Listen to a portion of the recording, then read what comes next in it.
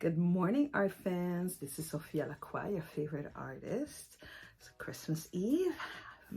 Creative juices are flowing for me. And this morning, before I tackle skin on this painting, I decided to tackle an issue that some of you other artists may be having, storage issues. So let me quickly see if I can show this to you. So how do you store your millions of paint tubes and while being able to quickly figure out what you have and what you need so that you don't keep buying and rebuying paints?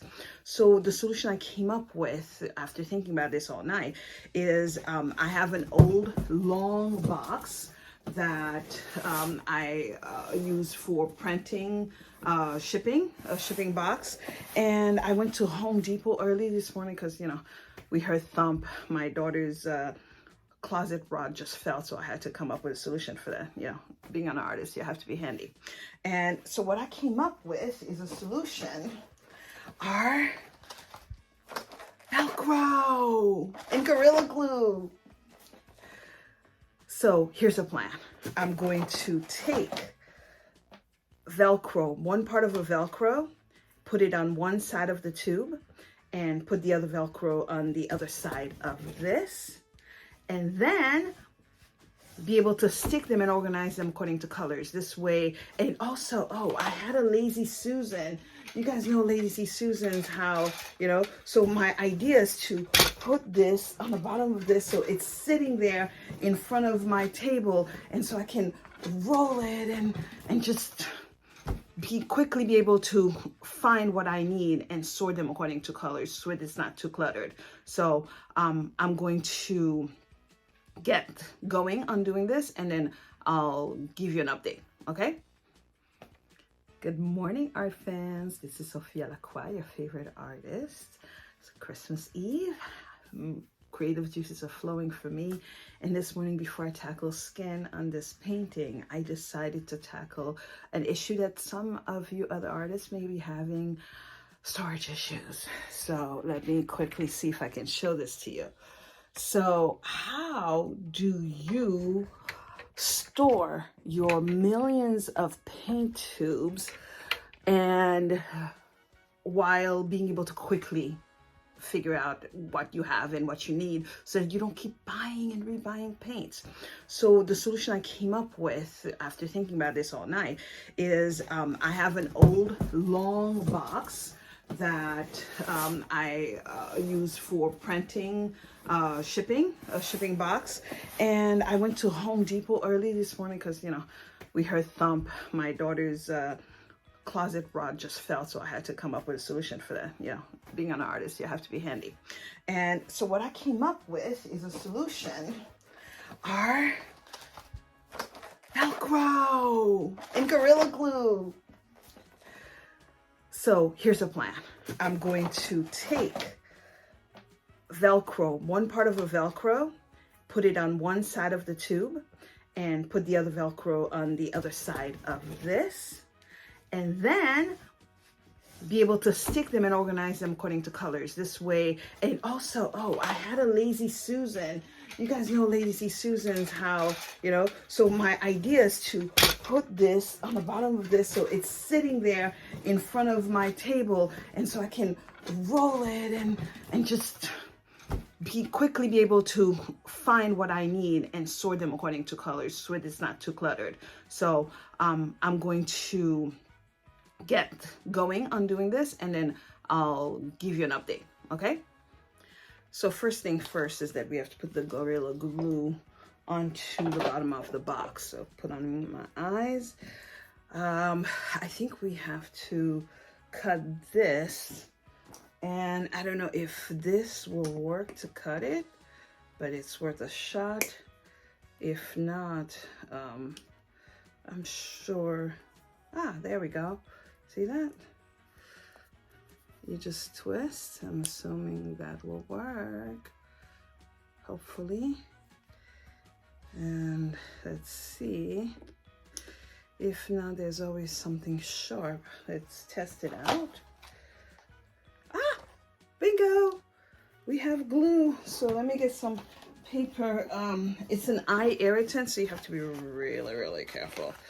So the Lazy Susan, I think, because I've done a project like this before, so I think I can put it in here and over here, and it takes 2 hours to store. So, you know, this is going to be, it's going to take a bit of time, you know, nice and glued. So I've realized that while I let this dry and it's sliding off, so I'm just going to leave it steady somewhere, center it a little bit. I can actually start playing around with the paint tubes and applying the Velcro dots or Velcro tape. I mean, I bought, you never know. Let me show you guys the situation with the paint brushes, or the paint tubes rather. So I decided to start sorting, right? Browns, reds, oranges, yellow ochres. So here's my brown situation. I have burnt sienna. Of course, that's the color I use the most for skin tone, so I need a lot of that. Burnt umber, raw umber, burnt sienna, deep, etc. What I'm going to do experiment-wise, let's start with the Velcro dots. Look at this. Love gadgets. So I think I can take, wait a second. Okay, so hey, you guys, I think those Velcro dots have an issue. You see, this is why you buy 2 things. This is not gonna work. The Velcro dots not necessarily gonna work. Maybe, because I bought this, and this has both the front and the back. You always have to be prepared. Can you imagine if I only bought those dots and I didn't buy the other thing? I'd have to just go right back to the store. But, look at that. That is my daughter's little thing that I'm borrowing from her when she does something to trick me. So look at this. Front and back. And I'm not going to need much. So the key here is I'm going to need scissors. And I think I have scissors somewhere. Oh, they're in the kitchen. So I'll be right back. I'm back. Scissors. Oh, by the way, fun fact about people who are not watching me from Miami. So we're experiencing in South Florida our first real cold day of the season. It's 47 degrees. Oh my God. We're freezing. So that's why I have a sweater on. But otherwise, short sleeves, you know. Spoiled Miami weather. That's the compensation we get for dealing with hurricane. So we get good weather here in the winter, in exchange for having to do what I call hurricane dodging with hurricane rehearsal days, which are days where everyone gets ready crazy for a hurricane and you get the day off, but nothing happens except for the part about having to put shutters, which is annoying. So anyway, I ramble on. If any of you know me, you know I ramble. So here's what I'm gonna do. Let me cut a piece. So I think we don't have to make them very heavy or very thick rather. It can be thin. What, half an inch? Good enough? Doesn't have to be exact, although my obsessive compulsive little part, anybody who works with me knows that, you know, paintings have to be straight and things have to be straight, although I'm not exactly a neat freak, but when it comes to things being straight, I like it as much as possible, detail oriented. Okay, so I have 2 pieces, so let's experiment. We're going to take that bottom piece, I think should go on the wall. So I'm applying it not straight. So let me try to straighten it.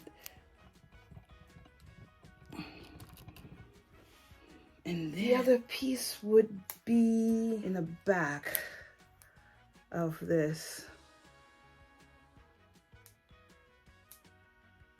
towards, I think towards the middle would make sense, so that as the tube gets empty, that it doesn't have to whatever. And then I don't want to move this too much because the Lazy Susan, I don't want it to slip. But here, yay! I think it's gonna work. I have 4 sides, so this is gonna be great. It's working! So troubleshooting. I've realized that I was doing it on the box wrong, so I'm decided to use math. I think a paint tube is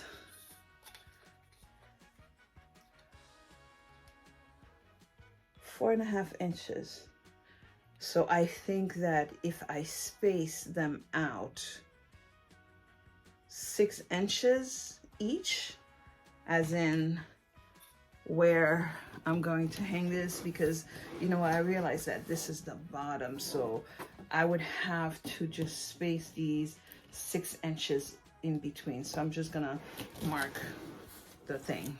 Okay, here it is. This is going to be bottom part. So from the top, from the very bottom section, I'm gonna measure. I'm gonna start measuring. What did we say? 6 inches. So there we go. 6.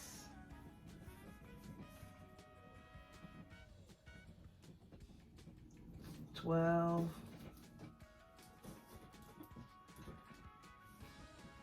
It doesn't have to be exact. Yeah, I think this is good. 14. Yeah. And the same thing on the side. Okay, so I just did the whole one side, and I did a bunch of the brushes, and so it's gonna work like this.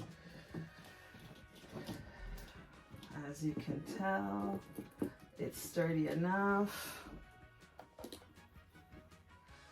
Genius! So, you know, the first one you do is always a trial. As you can tell, efficiency-wise, I could be more efficient. There's way too much room. So I'll probably just put some across here in the extra spaces. So the next side, oh yeah, it has to be far more efficient. Actually, what I'm gonna do is I'm just gonna move them down. So I'm gonna redo this whole thing, because I think here I could easily store per side 1, 2, 3, 4, 5, 6. 6 rows of, see if I can 24 tubes on one side. So I'm gonna redo this whole thing.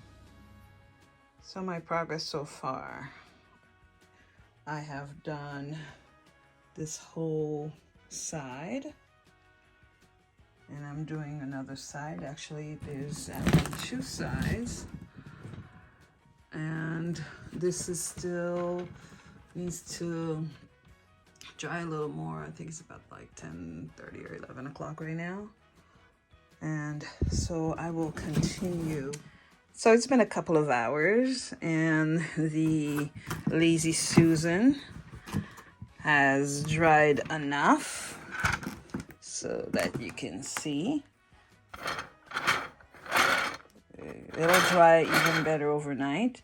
So, and I've added quite a bit of the Velcro sticks, but I'm not done. So I have 1, 2, 3 sides done. If I have enough, then I will space them out for larger tubes. I have a couple of large tubes.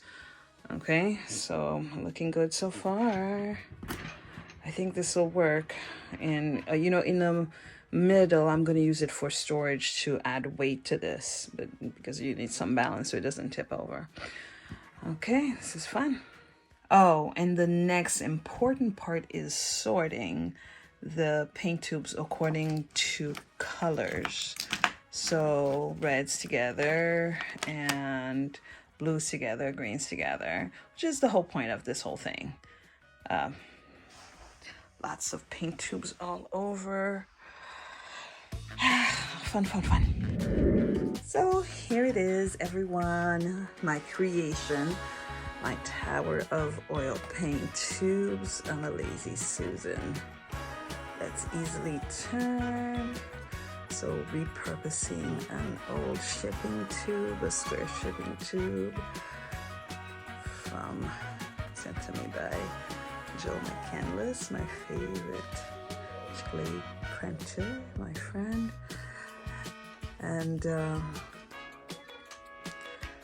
some equipment from Home Depot. Just easy Velcro sticks.